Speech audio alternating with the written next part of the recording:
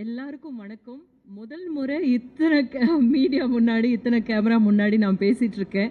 இது ஏதோ வந்து நம்ம ஆஸ்கர் ஜெயிச்சுட்டு வந்தா இந்த மாதிரி எல்லாம் இருக்கும் அப்படின்னு என்னுடைய கற்பனையில் இருந்தது.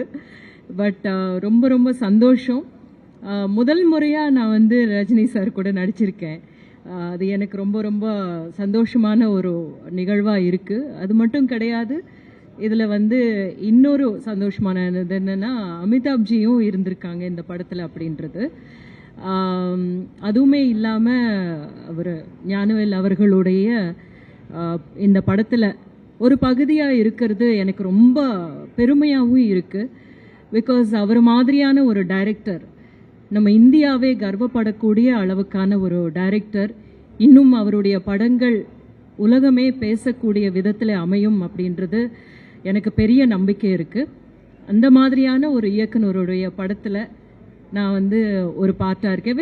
It's a very small character. நீங்கள் வந்து அப்படி கண்ணிமைக்கிறதுக்குள்ளே போகிற மாதிரி கேரக்டர் தான். But still I really loved it. ரொம்ப ஒரு சந்தோஷமாக ரொம்ப பெருமையாக பண்ணியிருக்கிற படம் இது எனக்கு. நன்றி.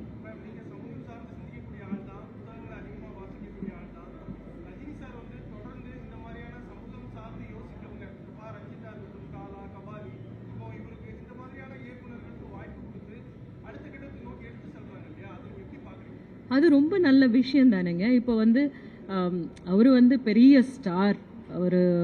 அவருடைய படம் என்ன சொல்ல வருது அப்படின்றது நிறைய பேருக்கு கொண்டு போய் சேர்க்குற ஒரு இதுவாக இருக்கு இல்லையா. அந்த ஒரு கருவியாக அவர் வந்து தன்னைத்தானே ஒப்பு கொடுக்கறது அப்படின்றது மிகப்பெரிய விஷயம். அதுதான் வந்து இதில் நம்ம பார்க்க வேண்டிய ஒரு நல்ல பாசிட்டிவ் விஷயம்.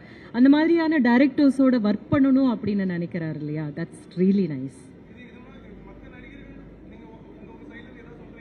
இல்லை, தமிழில் வந்து நிறைய பேர் எல்லா ஆக்டர்ஸும் அந்த மாதிரி தான் பண்ணிட்டு இருக்காங்க அப்படின்னு தோணுது. இப்போ தனுஷா இருக்கட்டும், இல்லைன்னா வந்து சூர்யா அவர்களாக இருக்கட்டும், ஜெய்பியுமே அவர் வந்து ப்ரொடியூஸ் பண்ணியிருக்காரு.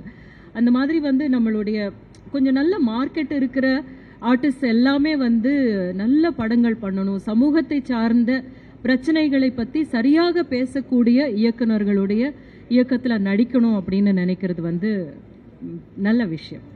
நன்றிங்க.